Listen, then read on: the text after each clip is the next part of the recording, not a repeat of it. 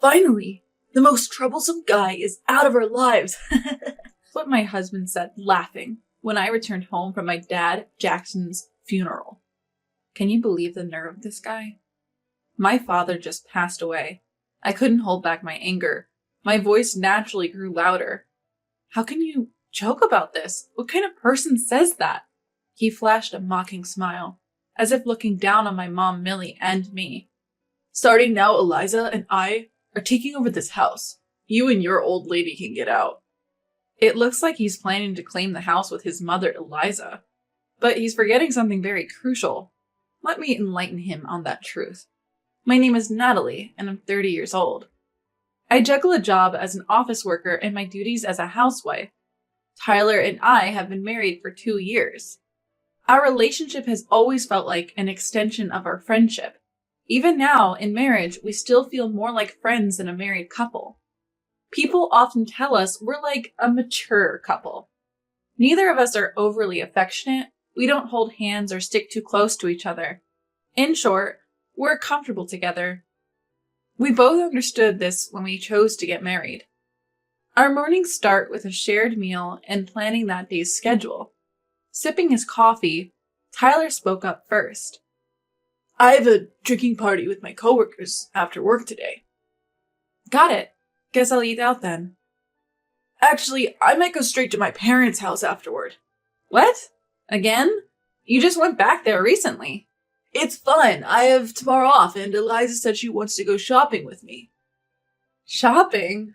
Let me guess, you're going to end up buying everything, right? I'm happy to buy it, so don't butt in, Natalie. You may have guessed, Tyler has a soft spot for his mother, Eliza. I didn't notice it until we were married, but after we started our life together, I began to have concerns about my husband. Our relationship is generally as tranquil as any friendship, but when it comes to Eliza, it's a different story. Tyler constantly prioritizes her and heads back to his parents' house at every opportunity. I had always had my reservations about his actions. It bothers me, especially since we'd agreed to share household chores on our days off. Yet he takes off for his parents' house like it's no big deal. We've got plans to move soon. Despite that, he keeps avoiding packing, all talk and no action. I couldn't hold back my frustration and let out a snarky complaint.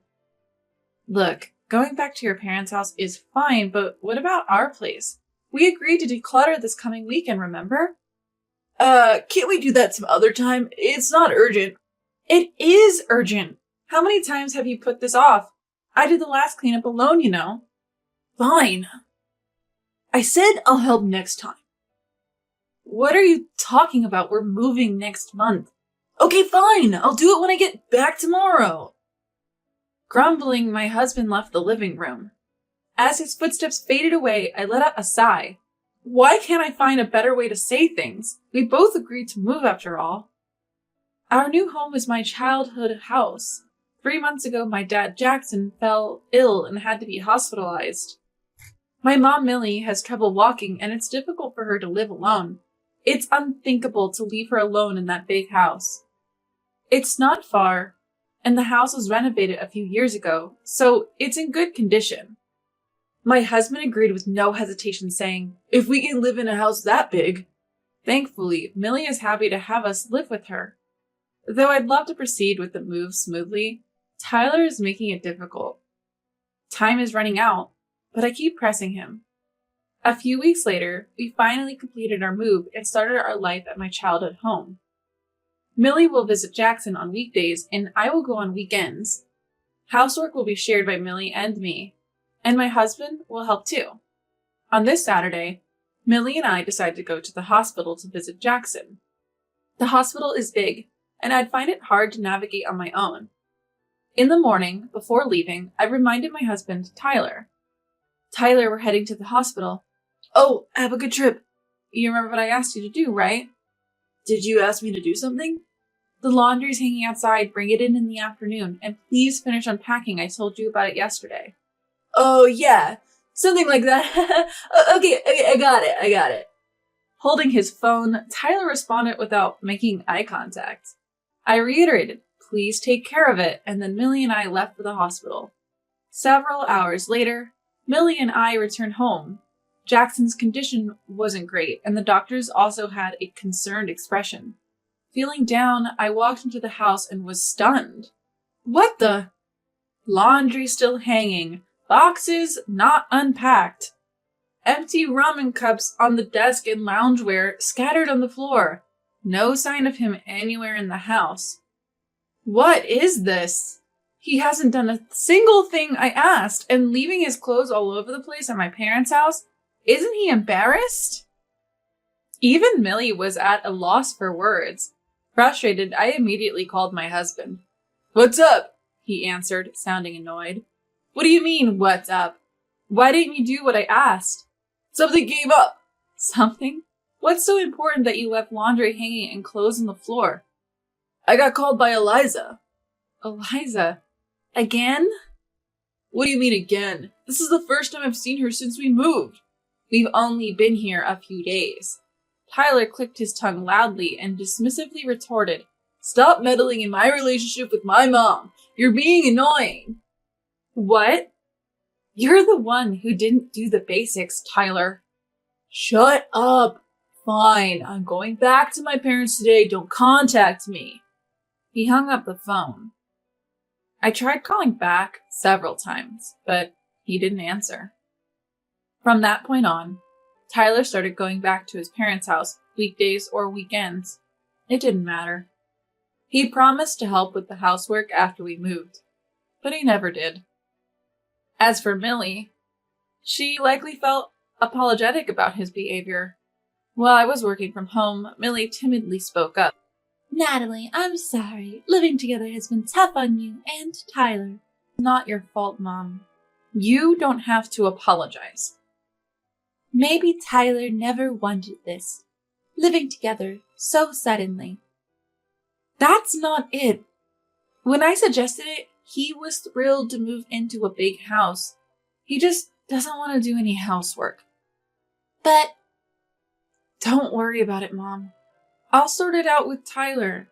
We have other things to think about, like Dad." With a complex expression, Millie muttered, "Thank you."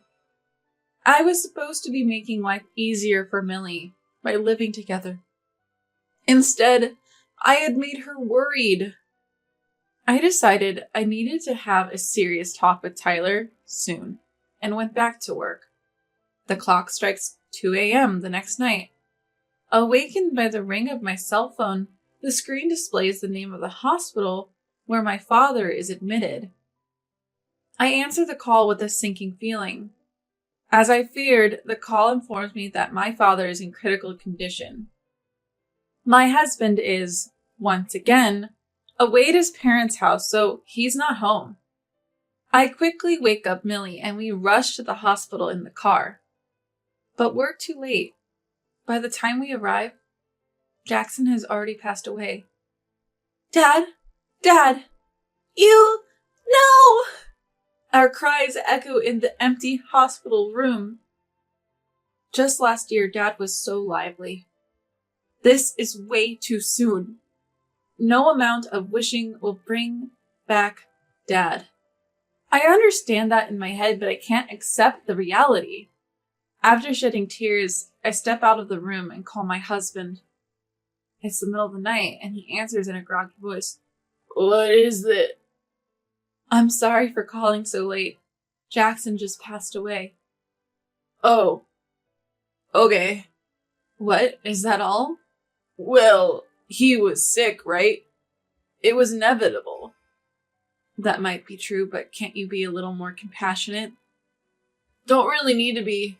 Couldn't this have waited until morning? A bother." He dismisses Jackson's death as such a thing. How can he be so indifferent when it's his own father-in-law who's passed away? Stunned into silence, he finally says, "Look, I'm gonna pass on all the funeral stuff, okay? Just let me know when it's over." "What are you talking about? You're not coming to your own father-in-law's funeral?" "Ugh, stop nagging. If it's too much, it's too much. Handle it yourself. I'm not going." Wait. I hear nothing but the tone indicating the call has been disconnected. Anger bubbles up from the depths of my heart. Unbelievable. After all he's done, now he won't even attend Jackson's funeral? I'm done expecting anything from Tyler. If he keeps this attitude, I might even consider divorce. I can't bring myself to tell Millie that her son-in-law refused to attend the funeral because it's too much trouble. I lie and say, it seems Tyler isn't feeling well, so he can't make it to the funeral. On the day of the funeral, I let my husband know, just in case, but he never shows up. My heart aches when a concerned Millie asks, is Tyler okay? Once things settle down, I'll talk to Millie about the divorce. As these thoughts cross my mind, I return home after the funeral to find stacks of cardboard boxes in the hallway. What's all this? Next to me, Millie looks confused as she stares at the mountain of cardboard boxes. Just then, my husband and Eliza emerge from the back of the house. What's going on here, Tyler? Stretching leisurely, my husband responds. It's obvious, isn't it? These are Eliza's boxes. Eliza's boxes? Ah, what a relief. The most annoying person is finally gone. Now Eliza and I can live here together. Who are you calling annoying? Your father, of course. Now that he's gone, this house will be for Eliza and me. My husband spouts this nonsense with a sleazy grin on his face. Unable to contain my anger, my voice becomes harsh. How dare you? You didn't even attend Jackson's funeral. I married you for your family's money. Now that your father is gone, you'll inherit this house, right? What's yours is mine. Wait, inherit this house? Yeah, you can live somewhere else until your mother passes away. After that, you can come back and work here as a housekeeper. What? Starting now, Eliza and I are going to live here. You and your old hag can leave. At my husband's words, Eliza started clapping and giggling. That's my boy, Tyler, way to go. Right? We've landed this big house so easily. You should be grateful to me. I will be. I can't wait to redecorate it to my taste. Do whatever you like. This house is ours after all. Watching them, Millie sheds tears of frustration. Meanwhile, my rage has been fueled even more. I can't control the burning fury inside me. You've got to be kidding me. A housekeeper? Get out? Who do you think you are? I'll make you understand your place. I stare them down and calmly start speaking. I don't know what you're misunderstanding, but you can't live here. What are you talking about? My husband looks down at me condescendingly. I'm not divorcing you, which means your house is also my house. And so I can let Eliza live here, that's what I'm saying. Well, hypothetically speaking, if I had inherited this house from Jackson, you being my husband, might have had some rights to live here. If you had inherited? You did inherit this house from Jackson, didn't you? My husband's face was turning pale fast. Next to him, Eliza started panicking. What's going on here? I laid out the facts clearly. I hate to break it to you, but neither of you have the right to live in this house. What are you talking about? The original owner of this house isn't Jackson. It's Millie, who's standing right next to me. Wait, I thought Jackson was the one with the money. Nope. The wealthy one here is Millie. Her family are well-known landowners, and this house was built by her grandfather. Oh, and Millie is the one who renovated this house, just so you know. No way! So even if your dad is gone, this house is... Exactly. This house isn't mine, and it definitely isn't yours either. Stop making assumptions. My husband let out a soft gasp at my shouting. Their faces, which had smirks just a moment ago, were now sickly shades of blue. Pouring out all my pent-up anger, I said, You didn't even attend Jackson's funeral. Yet, you come up with this pathetic scheme like this? I never thought you could be this irredeemable. Hold on, Natalie. Let's calm down. Shut up. Don't you dare call me by my first name. I'm done being married to you. Our relationship ends today. Go live with your precious mom, for all I care. Natalie, get out. Or do you want me to call the police? At that, my husband and Eliza trembled and scampered off. And that's how my married life came to an abrupt end.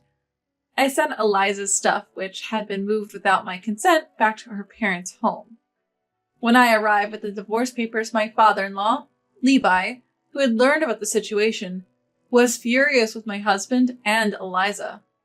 Under Levi's watchful eye, Tyler reluctantly signed the divorce papers. Levi decided to divorce Eliza and even disowned Tyler, kicking both of them out of the house. Afterwards, Tyler rented a cheap apartment and started living quietly with Eliza. They're reportedly struggling financially, especially since Eliza is unemployed. But I have zero sympathy for them. They reaped what they sowed. He can go ahead and make life miserable, just him and Eliza. As for me, I've started living with Millie back at our family home. After Jackson passed away, things were uncertain for a while, but now Millie and I are enjoying peaceful times together. I have no plans to leave Millie alone. I want to be by her side until the end, gradually repaying the love she's given me.